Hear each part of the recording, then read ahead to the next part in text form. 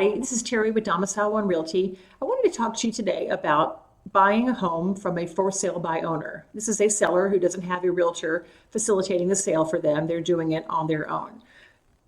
On the face, no big deal, right? I mean, you bring your buyer's agent with you, you get a showing, you make an offer based on the comps for the area and the condition of the home. You get the idea. It's not that different.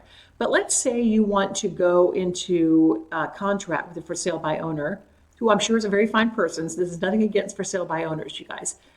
But you don't have any representation. Well, now nobody has any representation. So what things should you look for or look out for in that scenario? I'm not saying don't do it, but I really will say this. If you are a first-time home buyer, I would really strongly urge you to reach out and get a buyer's representative for this sale. Now you might say, I don't want to pay X amount of dollars, or the for sale by owner, they don't want to pay for X amount of dollars for a representation, for my representation. Fine. Talk to this agent and let them know, this is my one and only house I need your help on. So here's what I'm prepared to do. Or can we talk about your compensation in a way that makes sense, since I'm not going to take you on 40 showings and have the full experience. It's this home and only this home. Talk to them. They will work with you. You will find it. I would work with you. I mean, you can find a way to make that happen, obviously. Okay, so that's my number one recommendation, particularly if you're a first-time home buyer. Get an agent and you guys can work something out, because you want to have that. Because number one, you don't know if the home value is it being priced correctly? Is the area being comped? Are there pending homes out there that maybe we can find out, have they appraised for the correct amount? So there's a lot where an agent can help on pricing.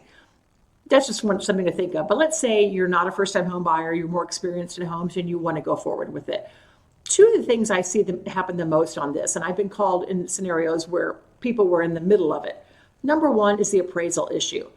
What do you do if the property appraises lower than your purchase agreement states? So you've got a gap now. The lender is only going to pay so much, but the seller is expecting this much. So again, when you have buyer's representations, no one's going to have you they're never going to let you sign an agreement where was not spelled out completely, that scenario.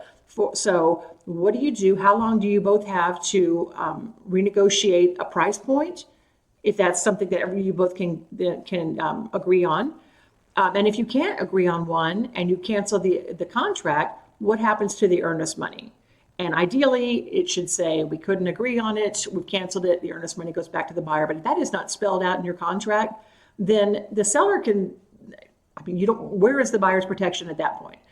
And the seller could probably say the same thing for themselves too. Like, I did this, I put it on the market, I had this time. You get the idea. But it needs to be clear that everybody knows what we're doing in the event that scenario occurs.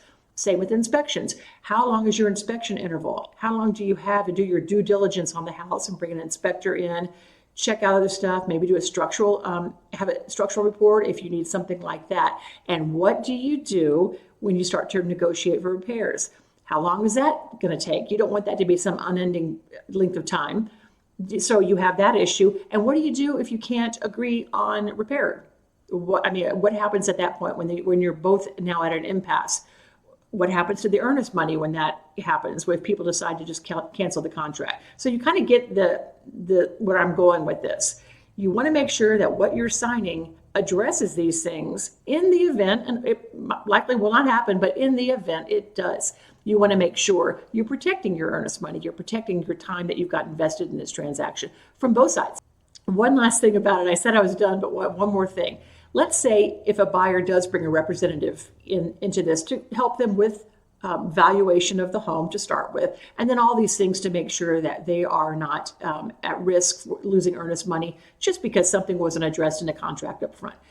But that buyer is going to represent the buyer only. The buyer's agent is going to represent the buyer only. They don't represent the seller. Now, will the seller get some benefit having a professional in the transaction? You bet they will. Even though they're not getting representation from the agent, they're still going to know that the trains are running on time, because that buyer's agent is going to care about the timeline, the flow, different landmarks or milestones in the transaction, like inspection, like appraisal, those kinds of things. So something to consider, having an agent there in this process. It's just, I feel like it's obviously more beneficial for everybody.